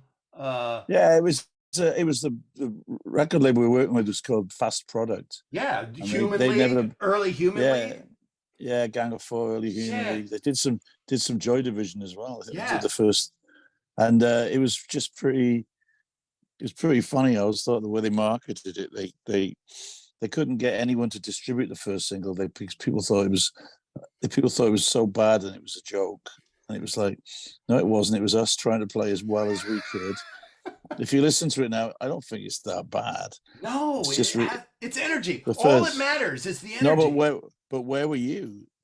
We went to a proper recording studio. That was the first time we'd been to a proper studio. And it's a really good one as well. And they did a great job with that. That's a real big sounding record. Yeah. They marketed it as the Mekons' new awareness of sound, which is like, so we didn't have an awareness of sound. That should have been the album title of the first record. I know. New awareness of sound. Look, when you're making records, it helps to have an awareness of sound. If you're not aware of sound, forget it. You might as well just give up right there. Yeah. So that's good. That was good. I like that single. To be honest. Go on. Sorry. Later in the years, seeing the Mekons in the 80s and 90s and stuff, your roadie Mitch would come out and sing that song. Yes. And he would just be in heaven, man. I mean, that guy, I got to drink with him one night. I just sat down at a bar and drank with him. He was the nicest fucking guy in the world, man. Oh, yeah. And he would kick that song out. Except when he's not. Well, that's the truth about everybody. I think we're all like that. No. I love Mitch. Mitch is. He came great. He came and we did the shows in October. He always comes and he came and worked. I think I saw a photo of him hanging out with you guys. Oh yeah, he was on the stage and everything. So cool. So cool. Did he do Where Were You with you? I think he joined in, but the original guy who actually sang it was there. Oh so, my God! And Andy, so Andy sang it. So but Andy Mitch was there, man. Oh yeah, no, it was the original lineup. It was good. This is something I wanted to ask you about too. Was you guys did something a few years ago called Mekonville or something, where there was actually like a get together in England of Mekon fans, and it was a Mekon festival. Oh yeah. And that sounded like the coolest thing in the world. And all the original members and everything hung out, and like, yeah. Do you think you'll do that again? What's that you're holding there? What is that? This is a book of photographs. Oh my God, that's too cool. That's members of the Mekons. So this is a photo book of the Mekonville. Yeah, made by Andy's. Hold it down a little lower. There you go. I got it. Oh my God, too cool. Yeah, you can see Chalky from the original band with Sally behind him, behind her. Yeah. Do you think you'll ever pull that off again? It was a lot of work. It sounds like it was a lot of work. Holy crap, putting on a whole festival. We're thinking we'd like to do something, but not. It gets boring when you try. We could probably do exactly the same thing again and repeat all the same errors. And it would be easier because you'd do the exact same error over again. Yeah, but I think we want to try something more ambitious. So that's the plan. Oh my God! But the clock's ticking, so we don't know whether. Yeah, the clock is ticking. Unfortunately, oh God. It's possible. It's possible we'd do something, but be cool. I don't know. Sounds like it was fun. Was that all filmed? Yeah, a lot of it's filmed. Yeah. Oh, I'm gonna have to watch. There's I think there's stuff up on YouTube, but the thing I loved about it was that Will Oldham came, and we had a bunch of different bands, but then the final finale was, like Mekons Mark One with the current band, and then lots of people who've been involved over the years as well. So the stage was just full of people, and it just got crazy. Yeah, it's very silly. It's good. Well, isn't that what the Mekons are kind of all about? It's just kind of having a silly fun. Well, I would say there's an element of that. I think we've come around to the idea that music, we've always thought of it as something that could bring people together communally, and it was part of a kind of interesting conversation, Yeah. Not to be too kind of preachy with the lyrics, and we always wanted to be a bit of a two-way street, and we wanted to be less of a barrier between audience and band than there had been in bands in the sort of before punk. Yeah. But I think now we're coming around to after the pandemic, we're coming around to the idea that it's actually this weird word to use, but Sally's used it quite a lot. It's like a kind of joy in it, which we always thought we were kind of like, I don't know what we were doing, but I think there's a sort of joy to it, and it's nice, and we get a lot out of the way the audience react, and it's a kind of two-way street, and it's good, we felt really happy to be doing it again when we hadn't been doing it for a while. Yeah, we feel the joy. I mean, God, your fans, man. When we come to the shows, man, it's just like it's kind of an ecstasy. We feel good. Wow. When we go that's there. Good. We show up and we're like, this is it. They're back again, and we're happy. That's the kind of feeling we get when we do it. Well, that's great. That's good to know. We got to get this new album sorted. We made an album in Spain in August and September. That's something interesting about you guys as of late too. Is each album is made in a different location. It's kind of in a different environment. Yeah. The last one was in Joshua Tree. Oh no, there's been two since then. Oh, what am I thinking? We did one in Joshua Tree. Oh no, that was the Existentialism. Was that before that? Yeah, I think so. I can't remember. See, it's just pure joy. But then we've done one. There was Deserted. Yeah, that was 2019. Then we made one called Exquisite, which was done. We were meant to go to Spain, so we did it during the pandemic. And it became Exquisite because we were thinking about the surrealist sort of that game they used to do, Exquisite Corpse, where you draw on a piece of paper, then you fold it and you hand it to someone else. Oh yeah. And we thought, let's try and make an album like that where we're not going to be together in the same room, so let's make it even.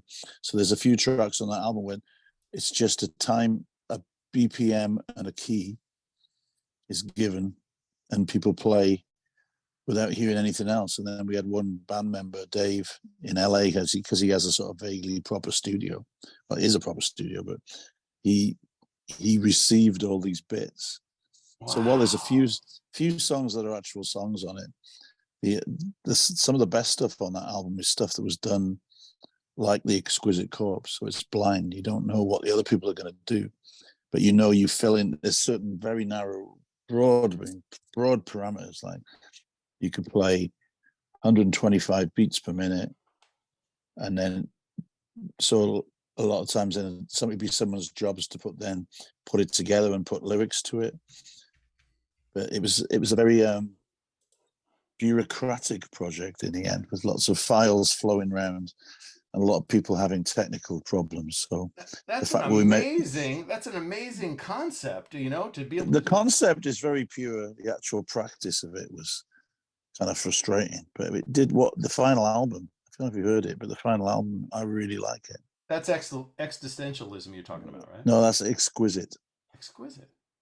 Yeah, Existentialism was recorded in front of a live audience in Brooklyn. Yes, that's another interesting one there. Yeah, the idea, the conceit of that one was, why should it take longer to record an album than it takes to listen to it?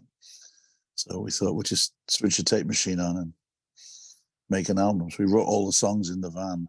So I don't have that album, and it's not on Spotify either. It's on Bandcamp. It's only on Bandcamp. Oh, okay. And there's a vinyl issue that came out. Mekons albums, I just get lost at my age in them now. I'm lost in Mekons albums. Someone says he has them for sale. Who's that? Who's Terry? Terry's got a record store. He has them. He has them available. He has them. Yeah, go buy one off Terry. Come on, Terry. I'm gonna send you some money. Mick. Terry, I'm gonna send you some fucking money, man. I gotta buy that. I need that. There we are. We've sorted that. This is great. This is great. Okay. Now, what else were we talking about there? Oh, Deserted was recorded in Joshua Tree. And then Jura. Jura was with Robbie Folks. Where was that recorded? In Jura. Where is Jura? Island off the west coast of Scotland. Shit. And once I met Robbie Folks and I walked up to him and I went, that is a cool record. And he looked at me and went, that was a real ordeal. That's what he said. He was like, wow. He was like, I went through it for that. Now, is there anything you could say that would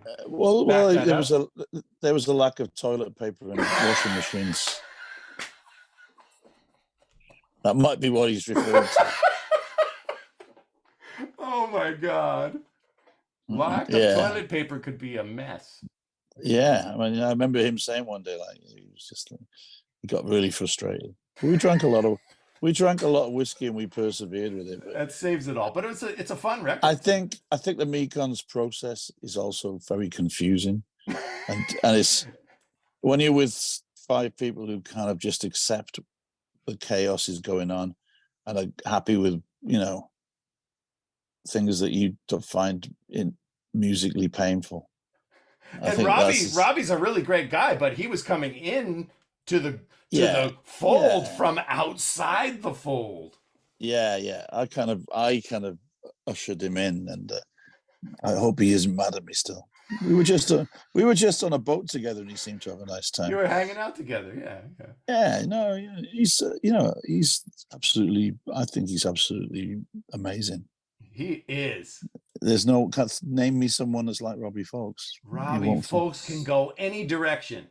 He can go total bluegrass, and then he can go like hard-edged rock and roll too, if you want. Yeah. Great songwriter. Funny as hell. How about a song off of Jura? Should we listen to a song off of Jura? Yeah, that'd be good. Is there any specific one you would think of? I quite like Last Fish in the Sea, because Robbie does the little lighthouse keeper bit at the end of it. Shit, yeah, let's listen to it. KMiC Radio. This is Juro with Robbie Folks as a Mekon. He becomes a Mekon here. A Mekonic lighthouse keeper. KMiC Radio. Pretty recent stuff from the band. And you say there's a brand new record in the can. Yeah, some good. We went to Valencia and we recorded 10 days straight at a studio there, which was wow. It was, actually it was pretty reasonable, and they had really great gear. And some friends of ours had been there before. Janet had been there with Robert Lloyd from the Nightingales, and they recommended it, and we went. Valencia by the sea. Nice location. A lot of swimming. Yeah, wow. But this is Spain. You're talking Spain, right? Yeah, but it's down by the docks. It's kind of like, for me, it was like, I don't know. It's kind of, I like dock towns, when they got the cranes and the ships coming in and everything. Yeah. Lots of sailor bars and good places to eat, good seafood. It was. I had a really amazing time. I loved it. I bet, man. I can't wait to hear it, man. Can't wait. And we were all there together as well, which is like nice, We just had one of our artist friends post link to Yard Dog Galleries with your artwork.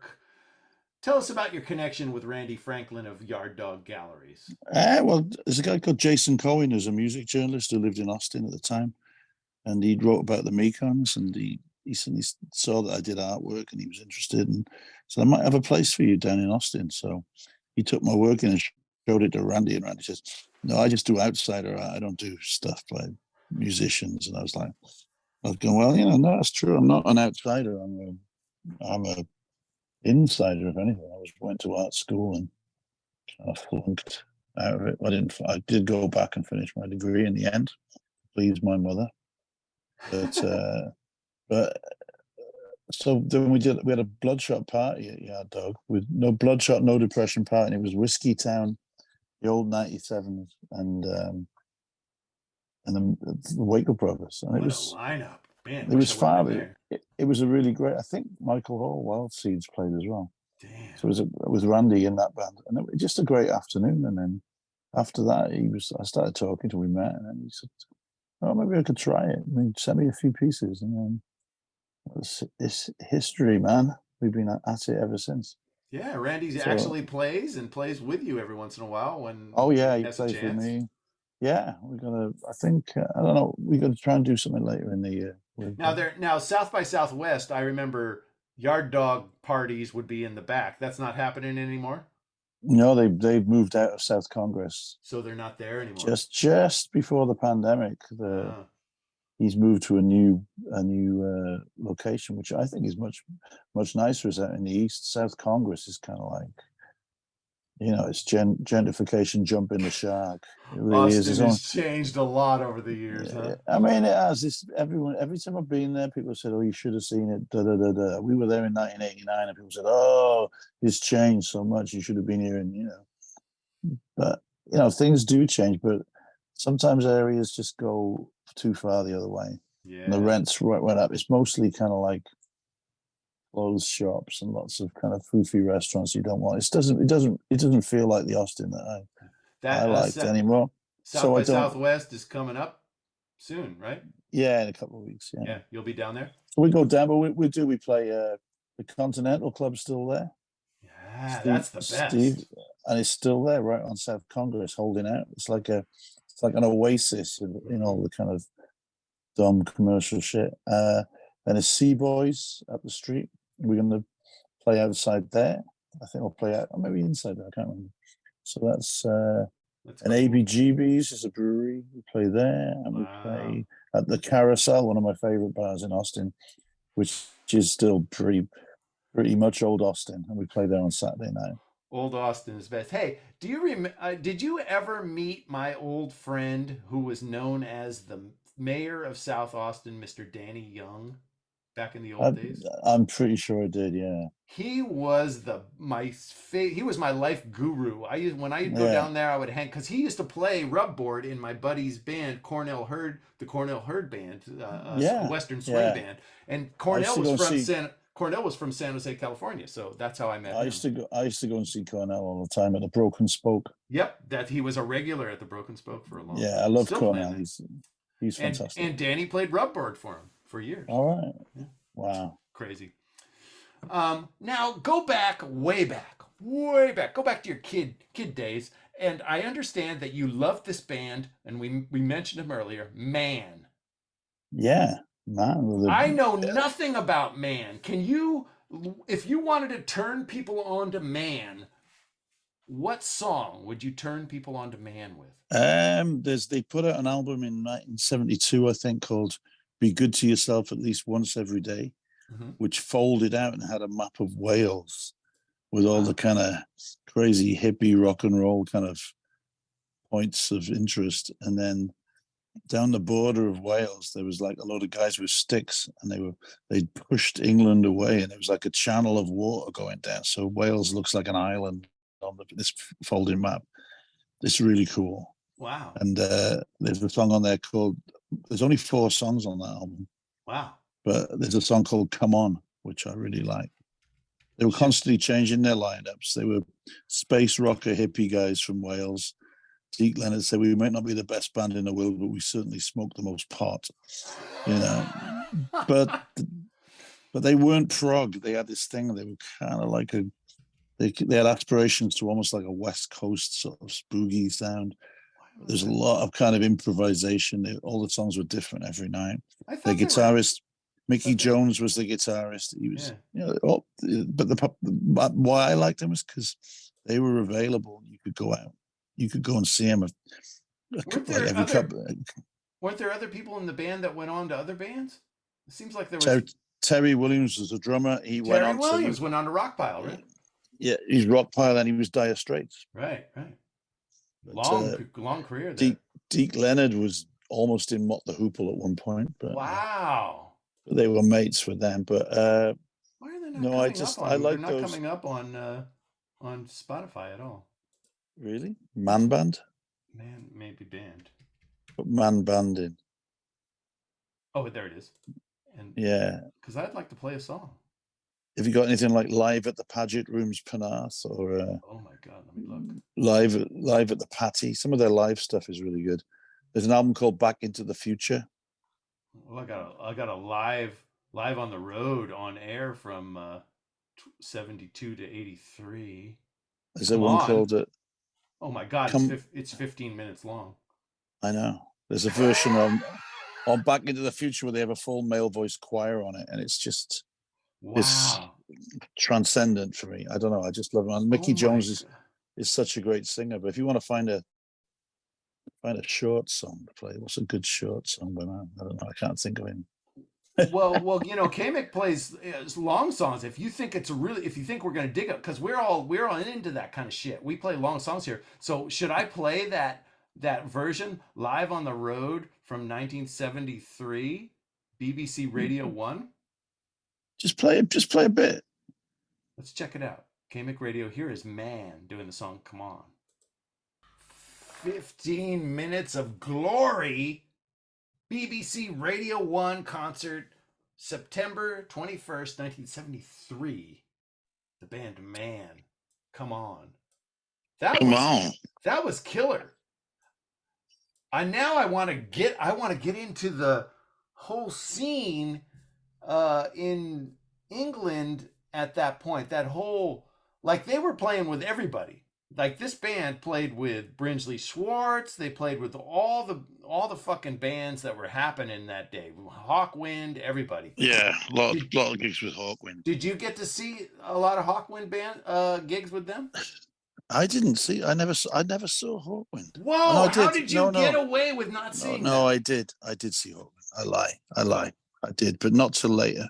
Because I got to see him once in about. Man, yeah, I saw them once, but Man were like playing all around. Wow. They play in Bristol and Cardiff and Swansea all the time. Killer. I once booked Man in Newport. Whoa. I met Martin Ace on a train station. I said, "Do you ever play in Newport?" He went, "Oh no, I haven't played in Newport for years." I said, "How much for you to play in Newport?" And this is about 1999. And he said, 250 quid. And I had 250 quid in my pocket. Are you kidding me? So I said, "Just come, when can you play?" We talked it out, and they came and they played. And it was fantastic. Oh my God! And I took them to the pub in Newport. And we all sat and they told me stories, and it was great. So out of the blue, you meet him, the guitarist in bass player in a train, and you say, "I want to book you in around our time," and it worked out. Yeah. It was they were so great, and we opened for them, and it was a really special night for me. That is amazing, man. That is amazing. Yeah. The guy singing with the very high voice on that was Mickey Jones. He's also playing a lot of the guitar on it. He was my I don't know. I just thought he was fantastic. It really is. I got to listen to more of their stuff because I really like that kind of stuff. I see that Dave Edmunds produced one of their records, and so obviously that's how he met Terry. He was around. They all knew each other. And all of a sudden, Rockpile. Some of the earlier stuff, I like them around 1971, 72. That's sort of 73 period. They're okay later, but that seems to be when they're at their most kind of guitar rock, hairy, creative sort of phase. Were you a fan of the pub rock stuff too? The Brinsley Schwartz and Dave I didn't know so much. I saw Brinsley Schwartz play. Yeah. I liked Dr. Feelgood. I was young, and I was nothing really made that much sense. I liked glam rock. Yeah. But I was a bit too young for that. Yeah. And then my prime years of being 15, 16, 17, there was nothing going on. It was prog rock. Man, we were the only band that I really liked at the time. And those guys were Welsh, right? They were Welsh, right? Yeah, that's why they were near. I could go and see them. Yeah. Immediately, punk rock happened. You had all the bands you wanted to see and you liked, kind of on your doorstep every week. It was club, gigs every week. It just totally enlivened the gig circuit, and the gigs were suddenly people were putting on gigs in weird venues, and DIY thing broke out. God, I mean, to be able to go and see the Gang of Four, the Buzzcocks, the Fall, Rosillos, all those bands. It was brilliant. You could see them whenever you wanted. Yeah. My first interview, and there was a lot of reggae stuff going on as well. Yeah, my first interview I ever did was Howard Devoto in a club in Santa Clara. Oh right, really? He was on his solo tour. Solo tour. And I brought the Spiral Scratch 45 to him, and he was like, "Oh, I'll sign that for you." He signed it for me. Very nice man. He was a very nice man and especially for me. I was like nervous as hell because it was the first interview I ever did in my life. Yeah. Oh man, to be in England at that time and be in where you were. I tell you what, I wish I'd had an iPhone then. Oh God. Because I could have.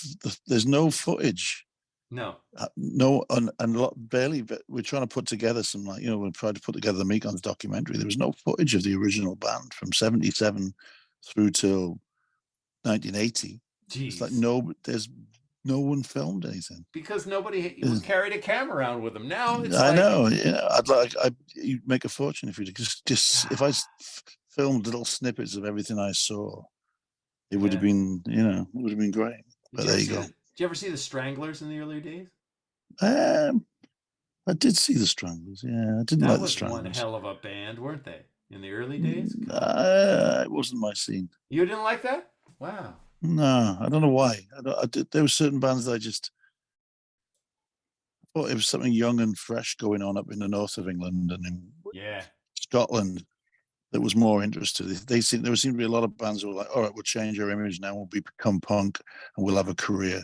Yeah. Like the Stranglers and the Police was very successful at it. There was a lot of other bands that were just terrible, like heavy metal bands who cut all their hair off and started playing faster. Had their mums take their jeans in. That was the scene. That was what happened. It spawned out of that, man. And I think the London scene was rife with that. and I wasn't. It was the next phase of the music industry down there, and for us up in the north, it was like there was a lot of people who wouldn't have been in bands, and we weren't thinking about. It was like year zero for us. We were just like, we would never been in a band. Punk happened. I'd never been. I might have been in a band, but not seriously a professional. On a major label or anything like that. And suddenly everything was turned on its head.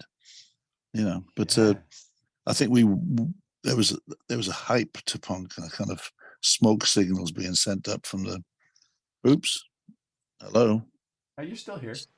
I'm still here. Yeah, we hear. Smoke. My phone's about to die, so I probably better go to bed soon. But I think people in the north of England and further you were from London. I mean, Britain's a bit of a one city town at the time. Now I think it's different. There's power bases around the country, the provinces are more confident, and punk was one of the reasons that came about. Why Manchester's what it is now is because it forged its own identity during punk.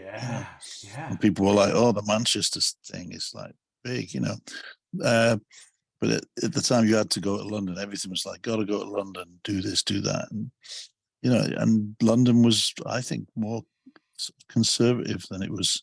When there were great bands coming out of London, like bands like the Slits and Raincoats and and then Scotland had undertones and skids and shit coming out of there, man. That was cool. That was Northern Ireland undertones. Yeah, undertones are Northern Ireland. Yeah, orange juice. There was tons of. There was just tons and tons of great bands. So it was like an explosion, and I love the skids. The skids were something special out of Scotland. Yeah. But a lot of stuff. I think it was about accessibility. You could control your entertainment more. You didn't have to buy a big expensive ticket and wait 18 months for the Who to come around. Yeah. You could just have a favorite. You could have a favorite band who played, down the road, and they could be your favorite band. The Gang of Four, my favorite band. I kind of thought it was just because they were my mates. Yeah. But actually, now I realize it was because they were one of the best bands in the world at the time. They really were. I got to see the Gang of Four in the same week in Palo Alto, California, as the Stranglers. So the Gang of Four came into town, and then that same week the Stranglers came through, and that was a very that just blew my mind, seeing those two bands in the same week. And you think about it, if it's 4,000 miles away from where they're coming from, it's crazy. No, it's Gang of Four were a band that there's nothing like it anywhere else ever. There never will be. And their sound hasn't really been assimilated. So when you hear them now, it doesn't sound like it's of a certain time. No, it just sounds like them, and I think that's quite interesting as well. It is an interesting thing to think of. It doesn't sound dated because it wasn't ever part of the mainstream. How do you do that? How does that even happen? And how does that whole thing happen? The whole scene in England, it happened fast, and it was a furious thing. You were part of it, and it just all happened at once, man. I think it's just the coming together of the music business that got the lid on so tight, the pot exploded. Yeah. They thought they knew all the answers, and then suddenly it was like a revolution, and it was a revolution that was on social, political, musical, and it changed things a lot.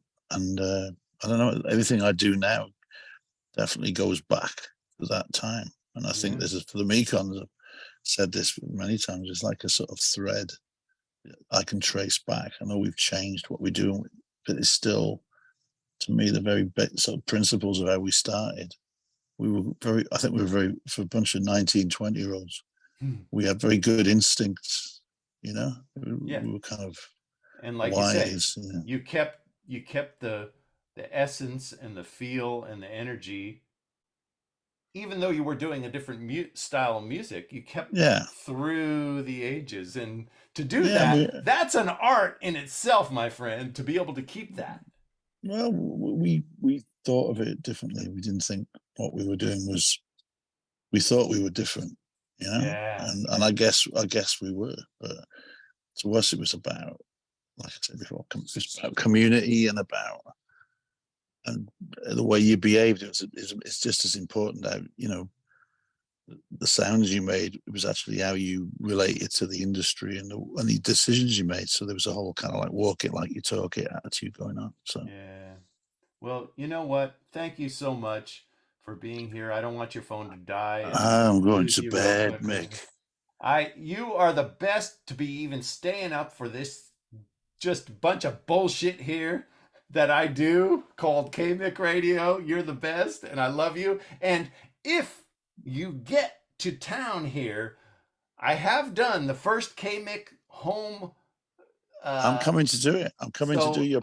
We can do a house concert. We can do a house concert here. Bring Rico over. I'm coming. You can do a little. He can do a little accordion. Him and Mindy can come over. You can jam. You can play some songs with me.